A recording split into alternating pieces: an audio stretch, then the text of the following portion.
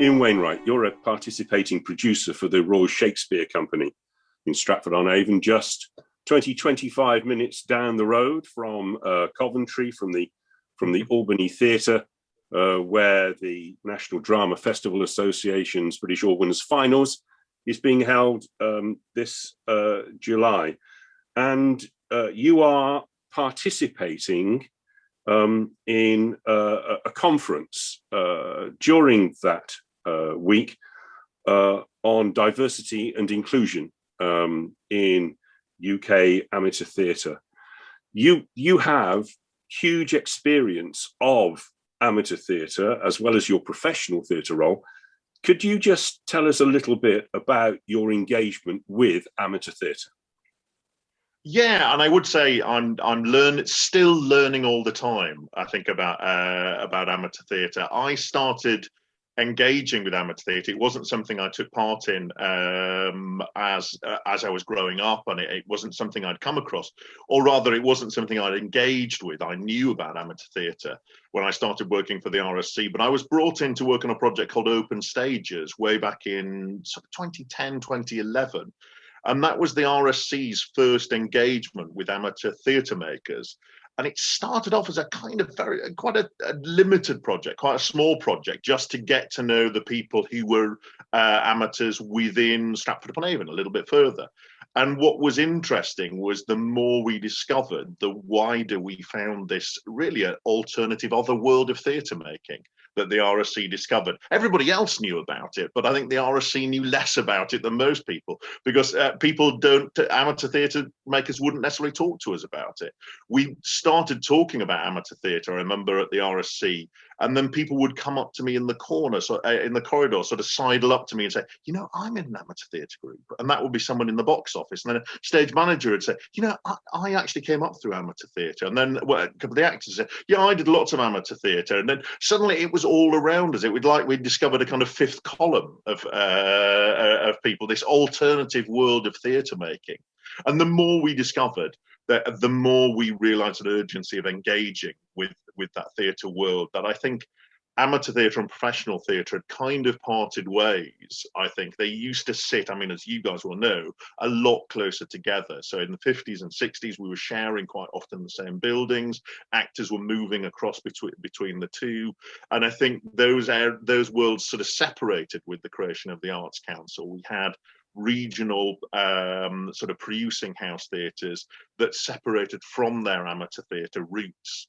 So it was a re-engagement, I think, for the RSC, and I was part of that discovery team, if you like, going out there and finding these amateur theatres that everybody else knew about, but the RSC didn't.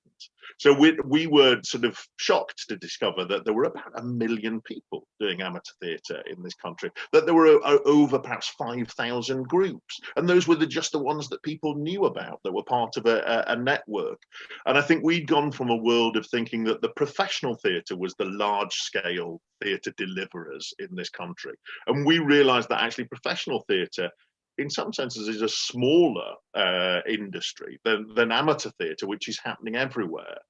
The thing we liked about it, I think, as well, was this idea of theatre by the people, for the people. That idea that it was the ultimate participation, where you almost take away the professional, well, you take away the professional theatre element, and people are creating their own theatre spaces, their own theatre performances, gathering their own audiences.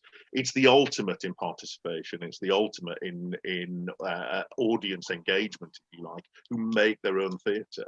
The idea that amateur theatres are their audiences, I think that actually you're a community performing for itself, I think, was something we found really exciting. So in some ways, it was about seeing amateur theatre anew. I think professional theatre had a stereotype of amateur theatre in its head, a stereotype of how good it could be, and I certainly was disabused of that from the get-go, seeing some fabulous work, a stereotype of who's involved, and I soon found it was a much more diverse world than I thought it was. And so I think it was breaking down from our part that stereotype. And I think from our end, what we quickly realized people were interested in was sharing in the skills of professional theatre. So we quickly, Open Stages became about sharing. the amateur world sharing how it works, what it does, and its communities, and us sharing the way we work. And I think that's where the meeting of minds was, and that's why it was a really exciting project to work on.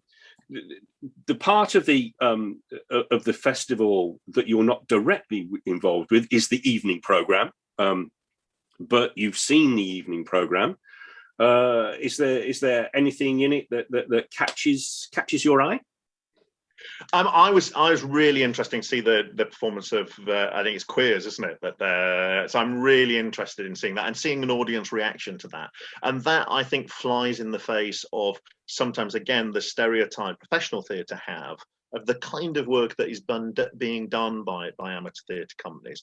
Quite often challenging work that you wouldn't expect, or the way work is done by amateur theatre companies. So I think that's exciting to see that sort of diverse range of plays. And quite often a play will happen in a professional theatre.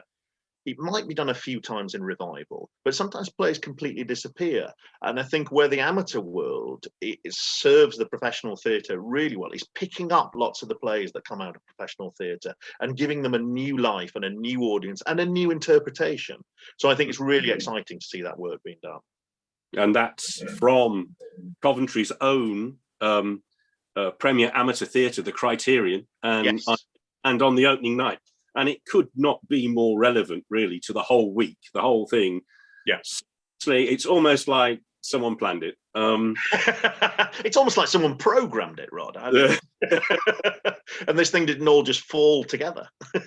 And lastly, as a topic, I've enormously enjoyed talking to you, Ian, but lastly, as a topic, we're filming this now today, somewhat in advance of the festival, but as we speak, the exit from lockdown seems to be on track. So in that week in July, 18th to the 24th of July, people are going to be in Coventry and maybe staying in and around Coventry. And Stratford is there on people's doorsteps. And where do you hope to be in the process? What might be on offer in and around the theatre at that time? Yeah, well, you've given me a very nice opportunity, Rod, to plug the RSC. The RSC will have its garden theatre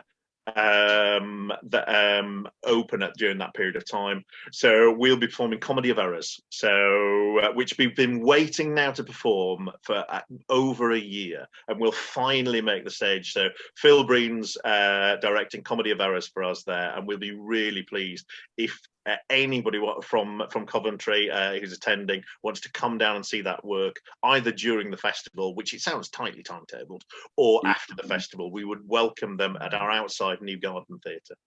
Well, that sounds wonderful. And what about the exhibitions and the interactive museum? We won't be as much inside as we were before, so we're still planning on being outside more of the time. So they can come down and enjoy the joys of Stratford. But yeah, come and have a look at our fantastic New Garden Theatre. Well, that sounds brilliant. Ian, it has been a joy talking to you. And the festival is about inclusion. And the idea for me of the professional and the amateur theatre working closely together and ever more closely together, learning from each other, is just all part of that as far as I'm concerned.